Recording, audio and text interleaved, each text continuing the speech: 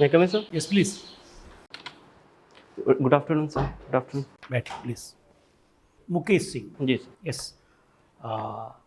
अगर आप मास्क में कंफर्टेबल हैं तो कंटिन्यू कर सकते हैं, और अगर आप में मास्क में प्रॉब्लम हो रहा है तो आप हटा सकते हैं, क्योंकि डिस्टेंस काफ़ी है, सेफ डिस्टेंस है, आप हटा भी सकते हैं। Thank you sir. ठीक है।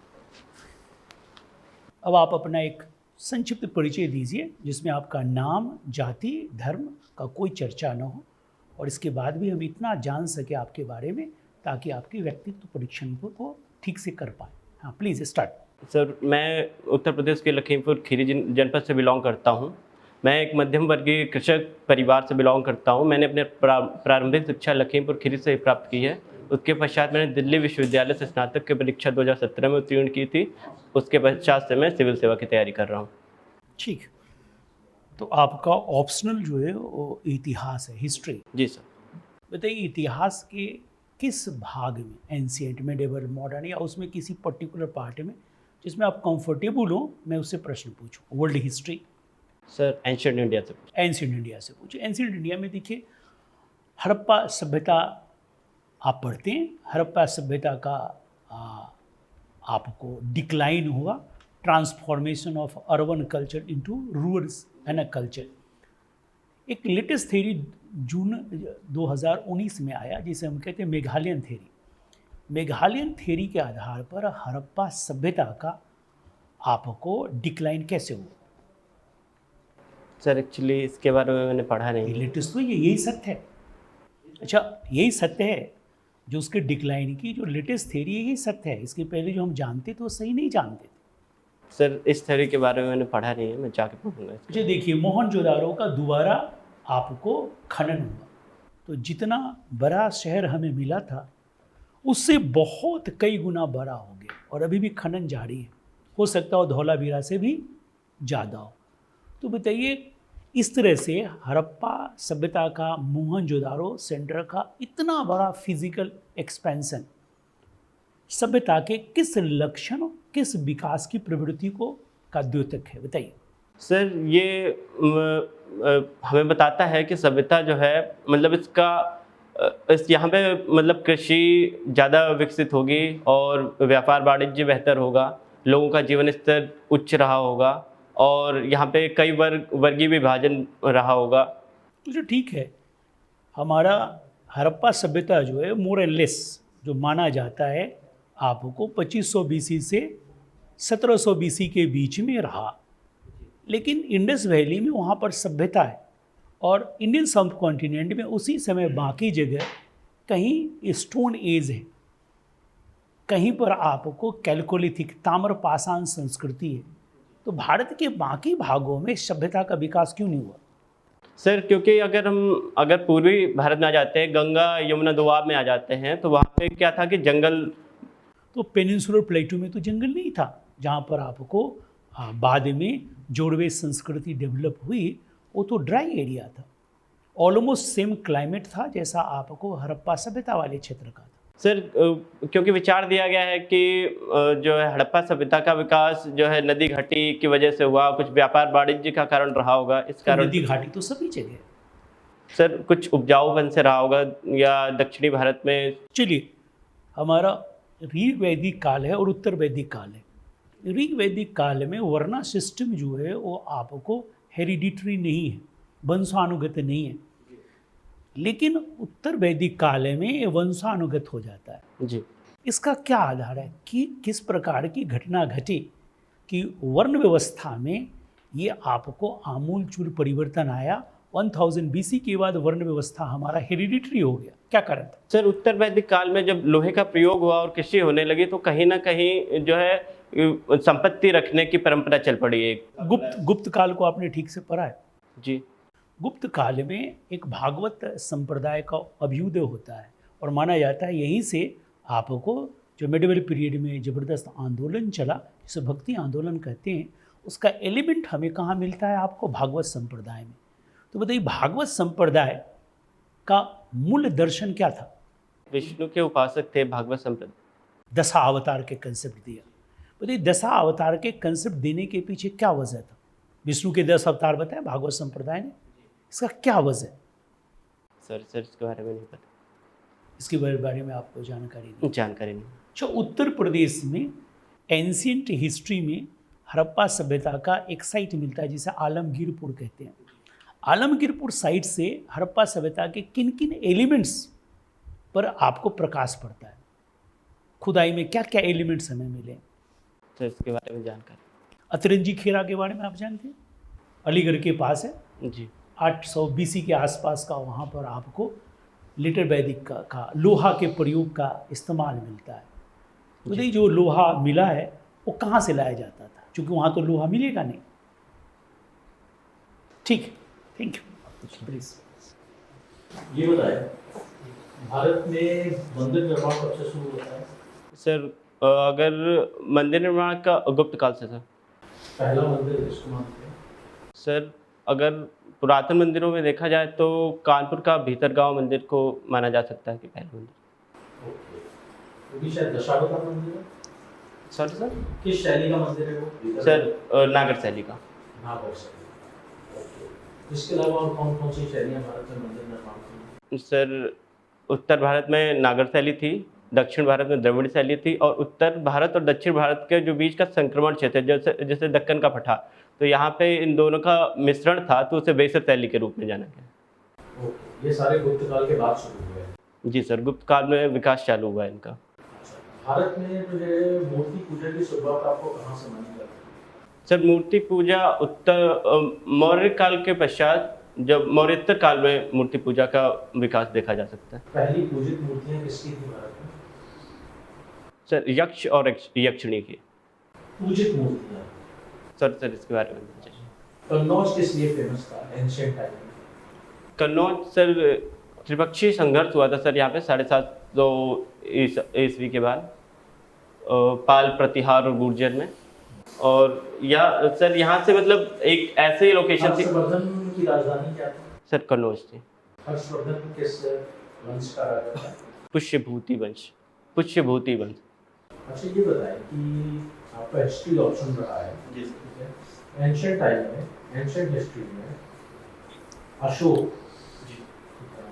अशोक का हृदय परिवर्तन जी ठीक है और उसका विश्व पर प्रभाव जी दोनों के बीच के संबंधों में जरा कुछ 10 या 20 शब्दों में बता सकते? सर अशोक का हृदय परिवर्तन जब कलिंग युद्ध के बाद से होता है, तो उसके बाद उसने बहुत सारे मिशन जो है भारत के बाहर भेजा, तो उससे बौद्ध धर्म का कुछ प्रभाव बाहर बढ़ा, तो बौद्ध धर्म भारत की सीमाओं से बाहर पहुंचकर मतलब बाहरी देशों में पहुंचा, तो कुछ एक विश्व शांति की परिकल्पना सामने आई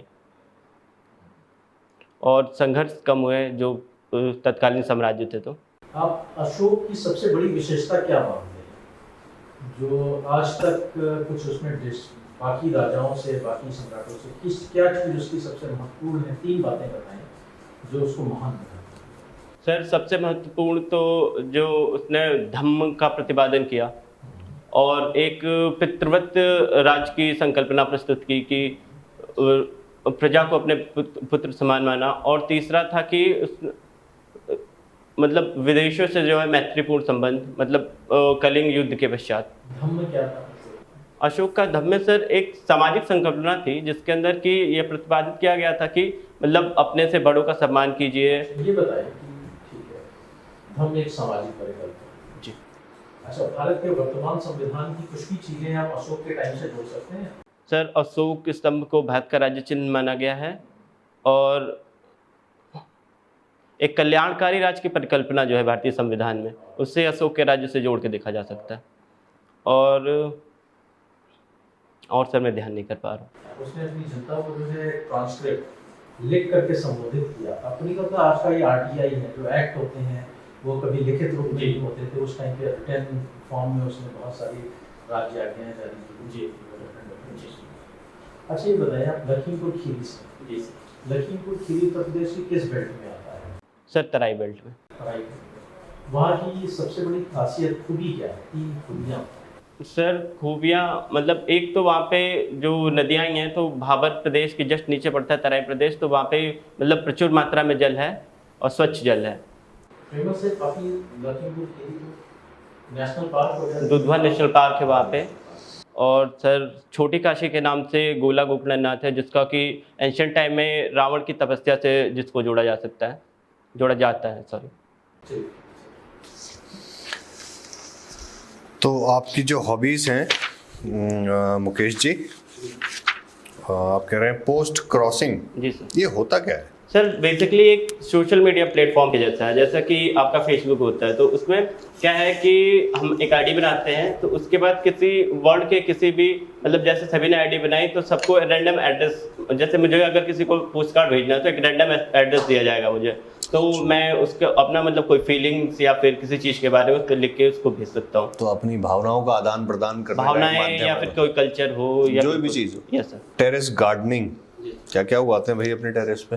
सर फ्लावर्स हैं और अभी तो एलोवेरा लगा हुआ है, कुछ इसके मिर्च के प्लांट अभी लगा रखे हैं फिलहाल। ठीक है, वेरी गुड। तो टेरेस गार्डनिंग से मतलब आप मिर्च के प्लांट लगाए हैं? मिर्च सर नॉर्मल वाली जो मिर्च आती है। Normal green. कुछ नाम बताएंगे मिर्च का? सर नाम तो नहीं पता बॉटनिकल होगा, नेम मिर्च का? बॉटनिकल नेम तो सर नहीं पता होगा। बॉटनिकल नेम मुझे पता है। और जॉगिंग, वेरी नाइस। तो डेली करते हैं? हाँ सर डेली लगभग, मतलब अगर कभी कभार छूट जाता है तो छूट जाता है, अदरवाइज डेली मतलब। चलिए बहुत बढ़िया। तो इतिहास आपका ऑप्शनल है, तो मुझे पूरे इतिहास में, जी सर। भारत के इतिहास में जी सर। आपको सबसे क्रांतिकारी परिवर्तन क्या लगता है, जरा ये बताइए।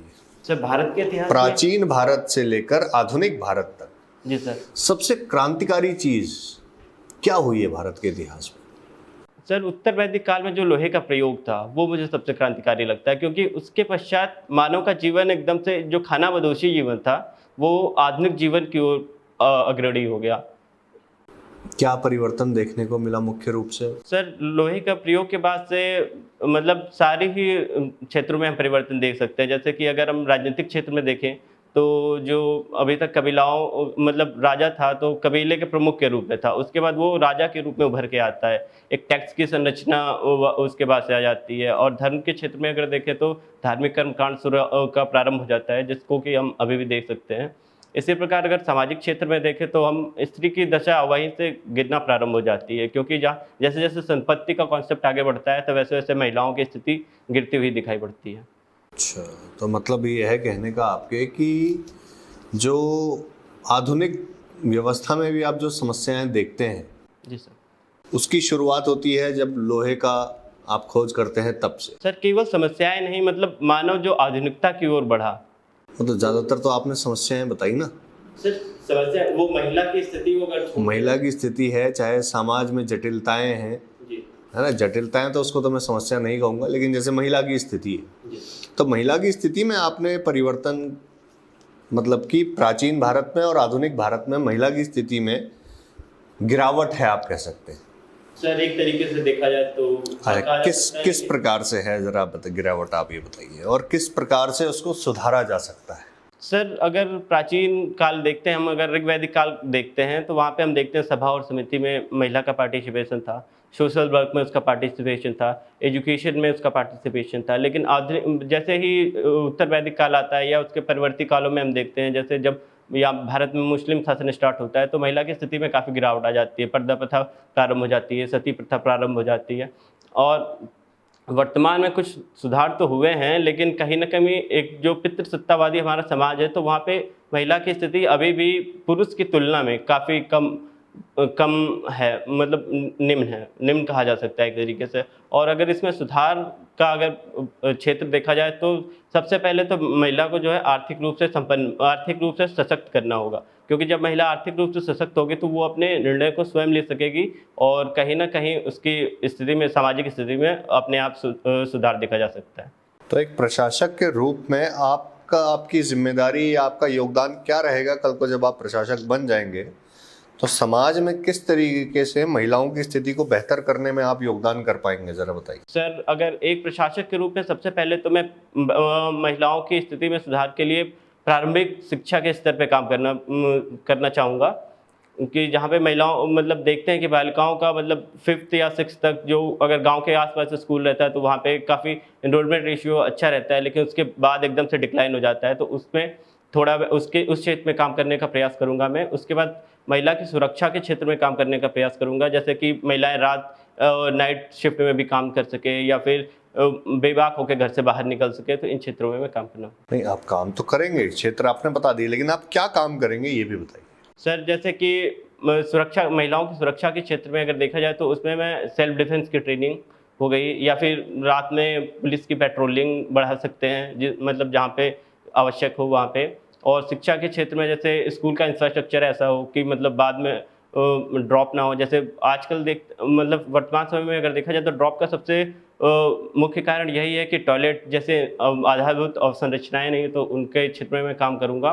उसके बाद परिवहन के क्षेत्र में थोड़ा काम करना चाहूँगा, जिससे कि बालिकाएं आसानी से स्कूल जा सकें, तो इन क्षेत्रों में मैं काम करना पसंद करूँगा। ओके, तो दिल्ली विश्वविद्यालय से आपने फिजिक्स में स्नातक किया है, राइट? जी सर। और काफ़ी अच्छे अंक आपने पाए हैं। जी सर।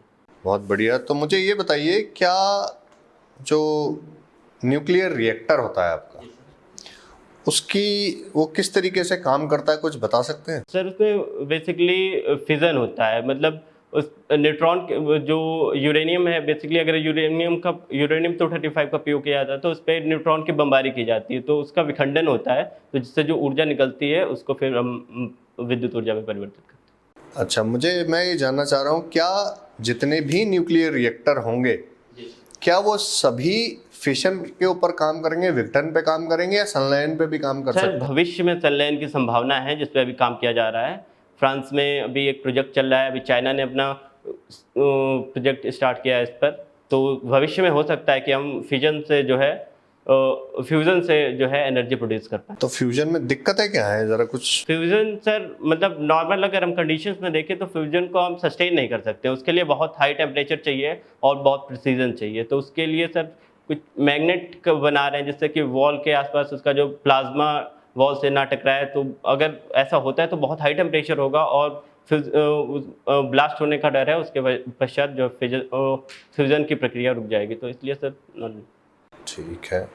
अच्छा, एक बात बताइए, जो फिशन रिएक्टर होता है आपका, इसमें कई सारी चीज़ें इस्तेमाल होती हैं पूरी प्रक्रिया के अंदर, तो इसमें कूलेंट भी यूज़ होता है जो न्यूक्लियर रिएक्टर को ठंडा रखता है, है ना? तो वो क्या चीज़ यूज़ होती है एज ए कूलेंट? सर भारी जल को प्रयोग किया जाता है नॉर्मली। भारी जल? जी मतलब भारी जल कैसे भारी हुआ भारी जल, मतलब मैं समझ नहीं पाया सर।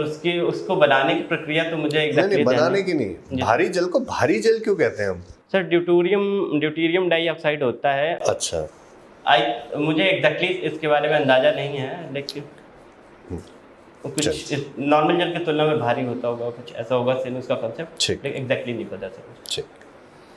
तो ये भारी जल मिलता कहाँ है? बस एक आखिरी सवाल। नॉर्मल जल के आसवन से निकाला जाता है वो। नहीं, कहाँ से कहाँ इसके लिए कोई फैक्ट्री लगती है या कोई ऐसा केमिकल प्लांट लगता है? एग्जैक्टली नहीं पता है, लेकिन कोई फैक्ट्री होगी या फिर कोई प्लांट होगा तो वहाँ। ओके, चलिए ठीक, thank you. Okay sir, thank you sir, thank you.